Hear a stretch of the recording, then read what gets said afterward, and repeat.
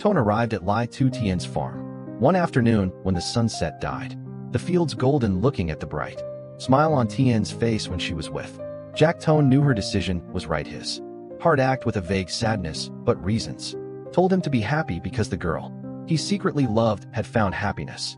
He approached and called out, "Jack Tien." Both of them turned around, a hint of surprise on their faces. "Toan, are you here to visit?" Tien asked, her voice still gentle as ever. Toan nodded, looked straight into Jack's eyes and sincerely said, "Jack, I came to congratulate you too." Jack took Tien's hand, squeezed it lightly, then looked at Toan with gratitude. "Thank you, Toan." Toan smiled, looked at Tien. "Tien, you made the right choice. Jack is a good person. I believe he will bring you happiness." Tien looked at Toan with emotion, her voice choked up. "Thank you, Toan. I've always considered you as a good brother to me." "That's good," Toan said, trying to keep his voice normal.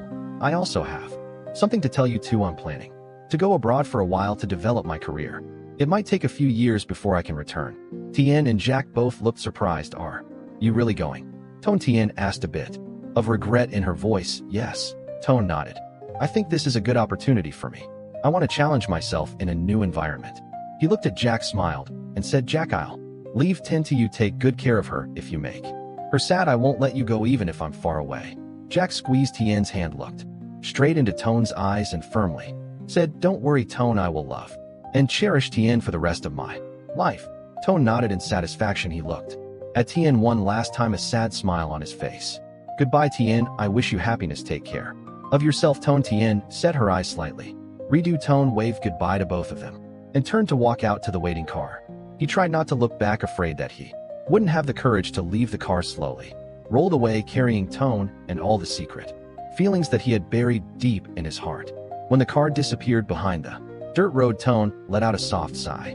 He looked out the window, the rows of trees along the road quickly passing by his eyes. Suddenly he felt something was wrong. Through the rearview mirror, he realized that there was a strange black car following his car from quite a distance.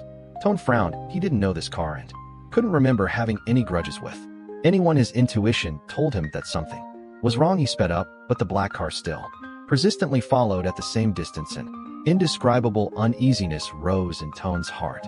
He did not expect that the sincere blessing just now would be his final farewell to this life. A cruel fate was waiting for him ahead. On the road back home, filled with dangers, in the pitch-black night, DM ran as fast as she could on the bumpy dirt road. The sound of her bare feet stepping on sharp rocks, tearing apart the quiet night. Tears mixed with sweat ran down her gaunt face. Her breath was ragged, as if she was about to choke. Behind her, the echoing barking of dogs and the angry shouts of the creditors and the cruel mother-in-law still echoed, urging her to run faster, further away from that hell on earth. DM's heart ached as she recalled so choked, helpless words. Her husband, the poor man with a terrible disease, whether sober or naive, was always a burden.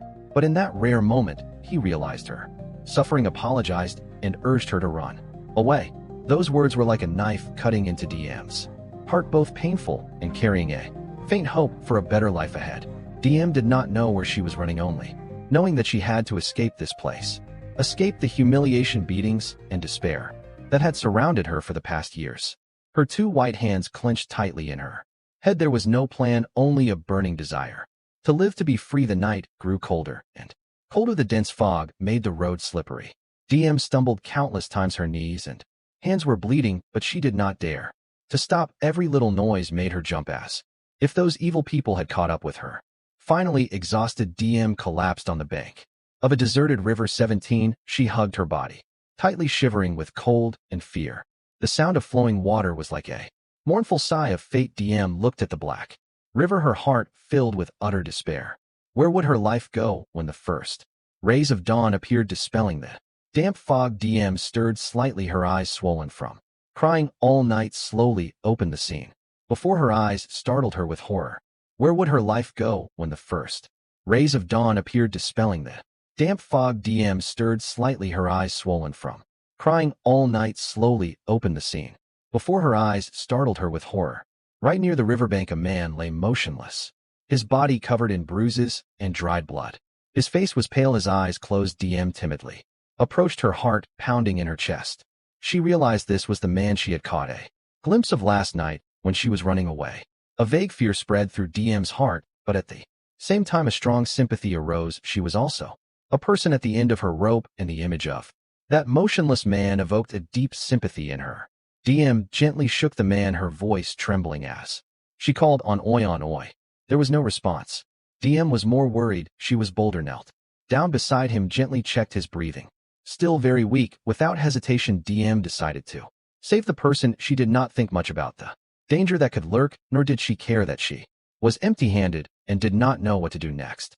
In that moment, her survival instinct and compassion urged her to act. DM tried to shake the man up, but he was too heavy. She looked around, hoping to find help, but all around her were grass and trees and the quiet river. Gritting her teeth, DM used all her strength to drag the man up from the water's edge, placing him on the dry grass. Then she hurriedly ran to find clean water and leaves that could stop the bleeding.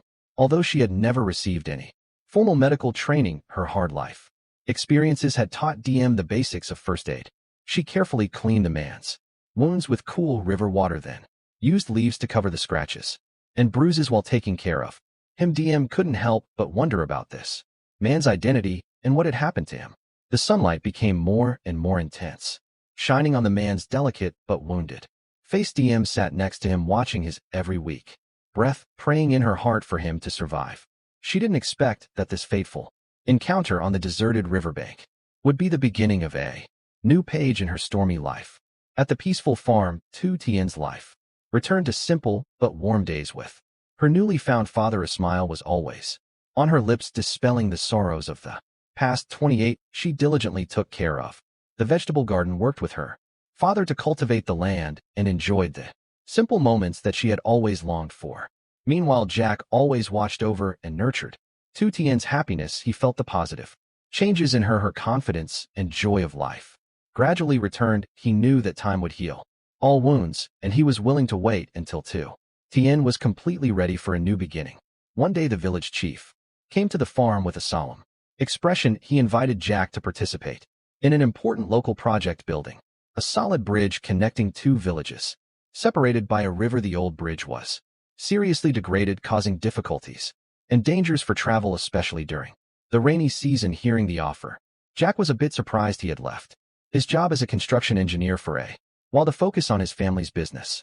However, when he saw the trust and expectation in the village chief's eyes, he couldn't help but be moved. This was not just an ordinary construction project, but also an opportunity for him to contribute to his hometown, helping the people here. Returning home, Jack shared this with his mother and Tu Tien. His mother, a woman who was always devoted to her hometown, did not hesitate to support her son. She believed that with her knowledge and experience, Jack would complete this task well. Tu Tien also completely agreed. She looked at Jack with admiration. I believe you can do it, Jack. This is a very meaningful job. She understood that building the bridge would not only help people travel more conveniently, but also bring hope and development to the whole countryside. Receiving support from loved ones, Jack felt a great source of motivation. He recalled the days of hard work on the construction site, the detailed drawings and careful calculations. Although he had not directly participated in this work for a long time, the knowledge and skills were still intact in his mind. Jack began to learn more about the project, surveying the terrain, collecting information about the condition of the old bridge and the needs of the people. He spent a lot of time researching design options, choosing suitable materials, and making detailed construction plans. With his previous management experience, Jack quickly assembled a team of skilled and dedicated workers.